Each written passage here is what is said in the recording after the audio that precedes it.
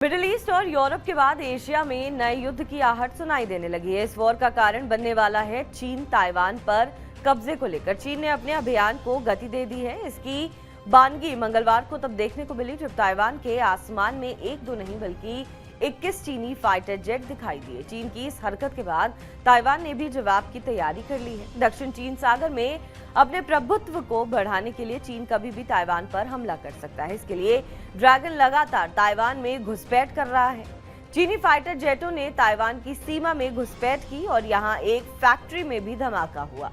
ये धमाका कैसे हुआ ये साफ नहीं हो सका है। हालांकि ताइवान इसमें चीन का ही हाथ मान रहा है। ताइवान के लिए चीन लगातार बड़ा खतरा बनता जा रहा है। इससे निजात पाना राष्ट्रपति लाई चिंग-ते के लिए मुश्किल होता जा रहा है। इसका एक कारण है ट्रंप का वो रुख जो ताइवान की सुरक्षा की गारंटी को कमजोर करता है, क्योंकि ट्रंप की भूमिका सिर्फ हथियार सप्लाई की हो चुकी है, जिसका फायदा उठाकर चीन ने आक्रामक रुख अपना लिया है। 15 जुलाई को सुबह 6 बजे एक बार फिर चीन के प्लेन ने घुसपैठ की दावे के तहत चीन के 26 फाइटर जेट्स ताइवान के आसपास उड़ान भरते देखे गए थे। इनके अलावा चीन की नेवी के 7 जहाज भी इसी क्षेत्र में गश्त कर रहे थे, जबकि चीन का एक एयरक्राफ्ट कैरियर भी ताइवान के मध्य रेखा के पास देखा।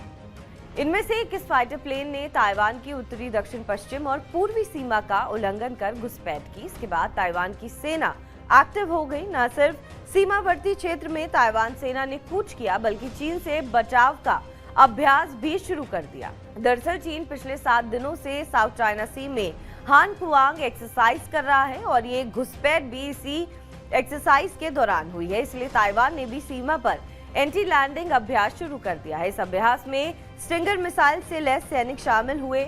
मेट्रो रूट से रसद सप्लाई के लिए भी तैयारी की गई। वहीं सतह पर चीन के एम्फीबियस को ध्वस्त करने की ट्रेनिंग की गई। इसके अलावा किसी भी स्थिति में निपटने के लिए एयरफोर्स को तैयार किया जा रहा है, जिसके लिए रनवे की मरम्मत भी हो गई है। चीन की घुसपैठ के दौरान ही ताइवान के काओशुंग में द्वीप के पहले बड़े बैटरी प्लांट में धमाका हुआ है। इस फैक्ट्री में लिथियम बैटरी बनाई जाती है, इसलिए ये एक हादसा माना गया है, लेकिन आशंका चीन की किसी गतिविधि की है। इसके बाद ताइवान में जंग की तैयारी शुरू हो गई है। हैरानी की बात यह है कि इस तैयारी में अमेरिका शामिल नहीं। बहरहाल इस खबर पर आपका क्या कुछ कहना है, हमें कमेंट करके जरूर बताएं। बाकी देश विदेश की तमाम बड़ी खबरों के लिए आप देखते रहें TV9 डिजिटल।